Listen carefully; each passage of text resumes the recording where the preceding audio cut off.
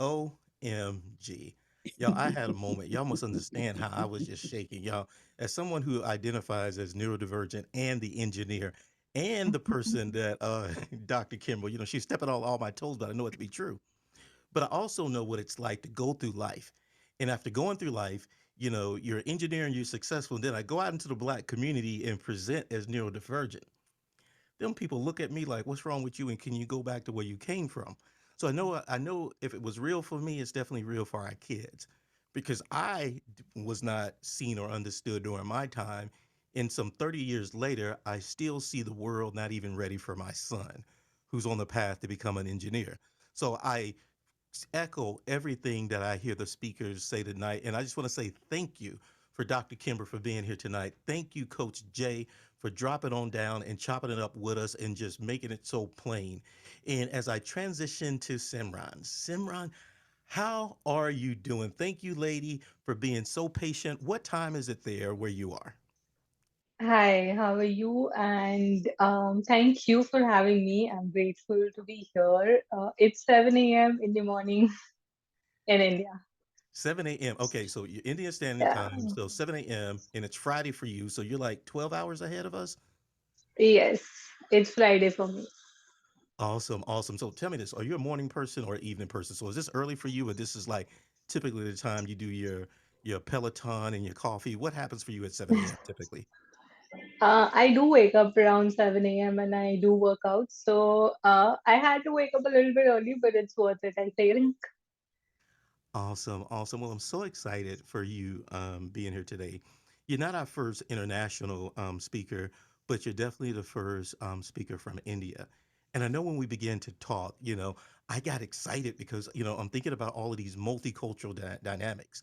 I begin to think about India and I begin to think about the States. I begin to think about, you know, what's the book that was written? I can't think about it. It's going to come to me later. But I began to think about when MLK spent some time in India and he began to go hang out, and they sent him to go hang out with the untouchables. And they're like, "Hey, we got an untouchable from the United States." And he was indignant because he grew up in Atlanta as upper middle class. And he was like, "What?" But there's so much history. And I'm excited to be able to kind of talk to you about you, your work, and what you do. So let's go ahead and jump in. If you don't mind, just introducing yourself and let us know who you are, what you study in school, and what you do for a living. Sure. So, as you know, my name is Simran. I am from Kolkata city in India. And I work as a mental health practitioner, as a therapist for 4 years now. And the population that I deal with is youth, adolescents, and adults, wherein I see issues with relationships, stress, anxiety, and a lot of other issues that all of us are facing most of the day. Daily life issues as well, lack of motivation, procrastination, overthinking, and apart from this, I also do a little bit of um, content writing, blog writing, and also love to be on different podcasts to, spread the awareness about mental health as much as possible, to reach out to people so that at least, if not, not everyone is open to visiting a therapist initially. So maybe watching certain podcast videos or reading some content, they can be at least help themselves by self-help tips, or maybe be more open to visiting a therapist. So that's all in a nutshell that I do. I'm still, I would say, at the start of my career. So looking forward to more helping others, and reaching out to as much people as possible. And I think helping them in resolving their concerns to the fullest of my capacity. Yes. Awesome, awesome. Thank you for sharing that. I'm so curious at what got you started in choosing a career in mental health. And in addition, during your time, have you seen any cultural nuances? For example, stigmas, taboos. Over there in India, do you discover that, that there are a culture or people who still consider mental health as a stigma where they're just not open or willing to embrace it? What's going on there? Great question, I would say. But yes, 100% there's stigma attached to mental health still, I would say, because we're still growing, and But I would really appreciate people opening up to mental health now, becoming more aware, becoming more understanding of that. This is also equally important as physical health. Like, say, for example, if we have a cough or a cold or a fever, we immediately run to a specialist or a physician or a doctor to find out what are the symptoms and how we can treat ourselves and how we can feel better. Similarly, I would say mental health is equally important. Even if you feel a little bit of stress on a daily basis, that can turn, if it runs in for a long term, it can run to anxiety, and that can become something long term that you're having. So maybe do not wait that long and reach out to a professional as soon as possible. But yes, there's still some sort of stigma attached that you know people don't want to open up so easily because of various reasons. Judgment, fear of what others or relatives would say, or how they would react, how my friends would react. Will they make fun of me if I open up about my issues? So there's a lot of stigma attached still, but we are progressing, I would say. Awesome, awesome. Thank you for sharing that. And the book was cast, so thank you for sharing that. It was Isabella Wilkerson, I think. Yes. So thank you for sharing that. But it's a great book. Um, in the work that you're doing with the youth, what trends are you seeing? Like you said, there's anxiety and things going on. Have you seen any particular trends that you see that young people there are experiencing when it comes to their mental health? Yes, mostly that I see, whether it's youth or adults, there's a lot of issues with relationships, whether it's friendships or partnership or a relationship in terms of work. I see a lot of discrepancy there because a lot of stress there, which then affects their personal life or maybe work life imbalance or other areas of their life as well. So general pattern that I right now I see is concerns with relationships of any form. Oh, thank you, thank you. So you said, partnerships, you say friendships and things like that. Are you guys experiencing like the online bullying that we experience here, or is it more traditional problems? Like what type of conflicts are you seeing there? All right. So the conflicts that we see come maybe, due to the lack of communication or the expectations that they have from each other have not been shared very clearly, or maybe, the way they put forward their opinions, the words they use, the phrases they use. What it comes down to is, I would say, communication, because that's really important in any kind of relationship. So there's also, if we speak of, say, for example, a work situation, there are so many people who are afraid of going and putting their opinion forward to their manager or the supervisor because of their past experiences. They feel that they wouldn't be treated well, or what if they wouldn't be, or their opinion wouldn't be taken in a good light. So I think the fear itself of speaking their opinion out is the major concern in terms of relationship.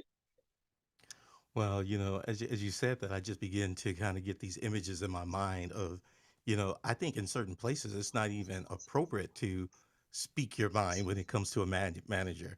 I've seen places where it may be, you respect authority. For example, like military, you don't speak out against, a senior person. So I can see, some of these nuances being cultural, where it's like you don't speak to your supervisors like that. So I can only imagine how much stress that would cause. How about when it comes to identity? Are you seeing any issues with cultural identity or people coming from different cultural backgrounds that are in relationships together that may find conflict?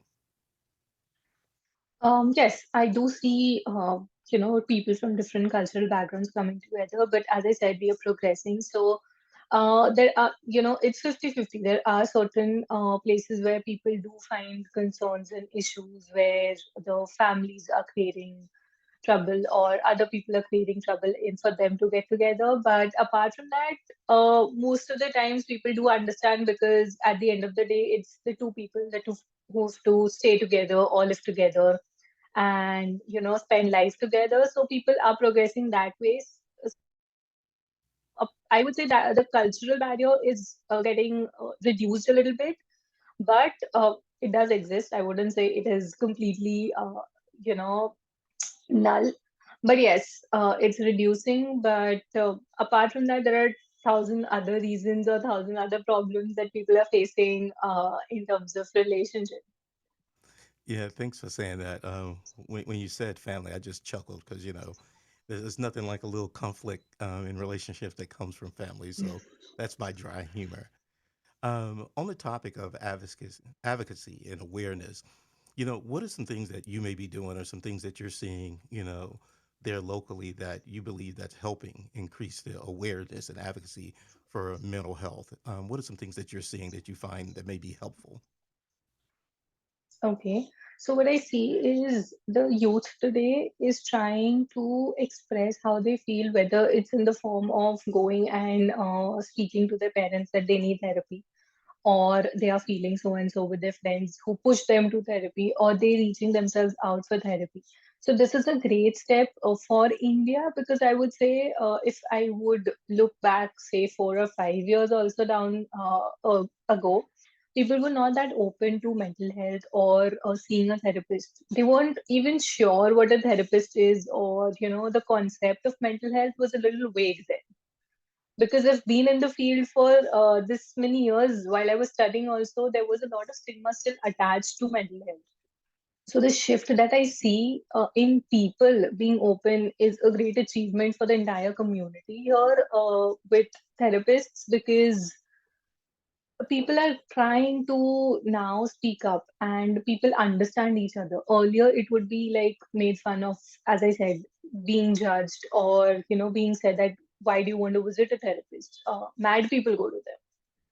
So it's not that mad people go to therapists. It's just that you are feeling stressed, or you're feeling certain concerns where you feel that nobody's hearing you out. I say that in today's time, the major concern is people don't hear to talk or have a conversation. They have a conversation to respond, to reply to the other person. So, maximum number of times, there are clients who come in and say, I just want to vent out, I just want to feel heard, because nobody in their community or in their circle is hearing them out or understanding them. So I think that's the basic thing that we should, follow, at least for our friends and for our closed ones. We should hear them out whenever they need us. Yes, I'm yes. not even talking about understanding them, because that's a level up. So at least just hear them out when they are asking for help. I love it, and I'm smiling because you know what you said is so important. You said nowadays people speak to hear themselves speaking, but they're not listening. And the irony is that we as people have to go to a therapist just for somebody. And as Dr. Kimber was saying, we got to pay $200 an hour to just to get somebody to listen to us, because as people today we don't listen to each other. So I love they say that. And then when you say, hey, family or friends say, well, why would you go to a therapist? Mad people go there. Over here in the States, we call them crazy folks, or we just say that person crazy. But I love language, so I love, over there they call it, mad people go to therapists. Here we say crazy people go to therapists. Yet the stigma is still the same. I'm so intrigued now, because you are now 5 years in the game in your career, right? But you chose mental health, a new emerging career in India. You chose it early.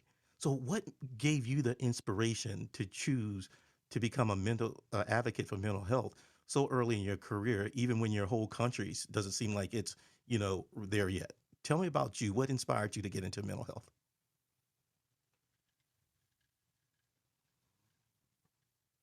Uh oh, let me get you unmuted. Yeah, I think I muted myself by mistake. So yeah, what made me inspired? Honestly, this wasn't my plan to study psychology or come into this field. It will just happen because I did my bachelor's or undergraduation in human development, which is basically the study of life from birth till death, and psychology was just a subject there. So it was just a part of my curriculum which interested me, wherein, what interested me the most was understanding others' behavior, being observant, and getting a hang of what or why they're doing or acting or, behaving in a certain way, understanding their emotions. So the curiosity came in from understanding others' behavior and finding out why or what is making them react in a certain way. And I think that was a clicking point, or a turning point, I would say. And then I did my master's in clinical psychology, and then other short term courses after that, again with practice.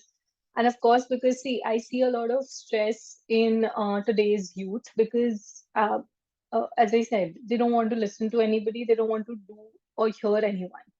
So at some point of time, they will need help. And I see that in near future, the scope for therapists is huge because in today's time, nobody is ready to adjust or compromise, whether it's in their relationships. I see you smiling, or in terms of otherwise also work-wise also. Like earlier, what people who are work in companies and organizations for 10 years, 20 years, or for example, their entire life. But today, 6 months, 1 year, change, job change, shift in job, so many layoffs happening.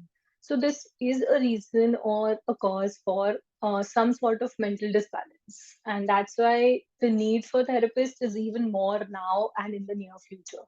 So, I think it just took a course and maybe to some extent destiny. Awesome. Thank you for sharing that. I'm definitely smiling because I'm seeing, and it's not intended to be humor, but with my dry humor, just to tell you what I heard. I heard people are crazy, people are mad, and it is a good time to be a therapist because people don't listen and they hard headed. It's a good time to be a therapist. So excuse my humor, but I see what you're saying. We live during unique times that I call it. And in this unique times, there's career switching, there's youth coming online doing this highly connected society, there's online bullying. We just talk about the increasing rate of suicide tendencies. So much is going on. So kudos to you for being so early in your career, yet being wise enough to choose a career. And I like how you describe you took this class and you begin to find this curiosity. So chasing that curiosity is what led you there. So kudos to you. Last question as we begin to wrap up and transition to K Boogie. What's next for you? I mean, your future is bright. You're just getting started in your career.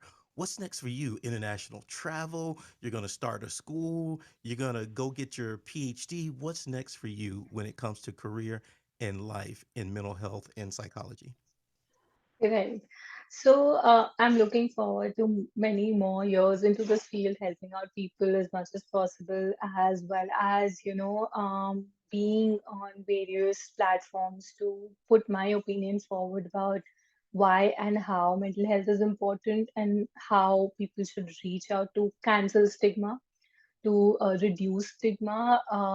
I'm sure it will take some time, but I am up for it. So, yes, to reaching out to as much people as I can is the next motto via maybe podcasts or live shows or via writing the content that is available.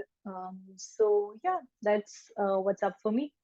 Awesome. Awesome. Well, thank you for being here tonight. I think Tamika is sharing in the chat your contact information and how they can contact with you via your link tree and via LinkedIn. So, I asked a lot of questions. Those are my canned questions. Is there anything that I forgot to ask you that you would like to share with us? In fact, how to follow you and, any upcoming initiatives or live streams that the people can follow you on? Yeah, most of my information for my upcoming events are on my LinkedIn page. So you can follow me on LinkedIn and you can get the regular updates about what I post and what I'm doing next. So you can reach out there.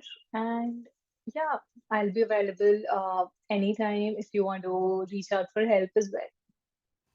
Yes, and you can follow her at therapist Simram at YouTube. So thank you for being here today. Thank you. OMG, what an awesome moment. We have been blessed and highly favored tonight. We had not one, not two, but three awesome speakers. Thank you. Thank you to Simram. for logging in all the way from India Standard Time to share with us her work that she's doing over in India. And I love, love, love. I don't know if you guys hear what I heard, but a wise person always told me people with the eyes to see and the ears to hear may have heard some unique things tonight. Some unique things to say, hey, the things that we're struggling with, other people are struggling.